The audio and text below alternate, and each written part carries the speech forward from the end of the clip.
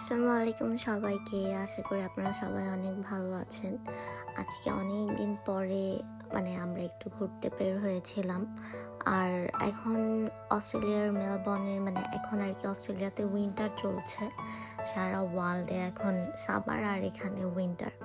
তো মেলবোর্নের ওয়েদার উইন্টারে মোস্ট অফ দ্য টাইম বৃষ্টি আসে, বৃষ্টি হতেই থাকে আর ঠান্ডা আর অনেক উইন্ডি ওয়েদার।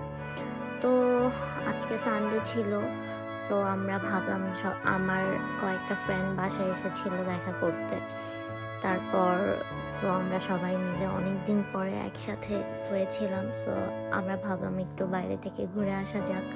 এটা হচ্ছে সেন্ট কিল্লা বিচ। আমার কখনো এরকম ওয়েদারে আর কি বিচ দেখতে যাওয়া হয়নি। খুবই সুন্দর লাগছিল, কিন্তু আনফর্চুনেটলি একটু পরেই বৃষ্টি চলে আসে এবং এখানে আমাদের বেশিক্ষণ থাকাই হয়নি। জাস্ট মনে হয় 5 থেকে 10 মিনিটের মতো আমরা একটু এখানে ছিলাম। ইভেন আমি বেশি কয়েকটা ছবি তুলতে পারিনি, বাট দেখতেই পাচ্ছেন কি সুন্দর ওয়েদার, কি সুন্দর লাগছিল বিচটা। আমার অনেক ভালো লাগছিল।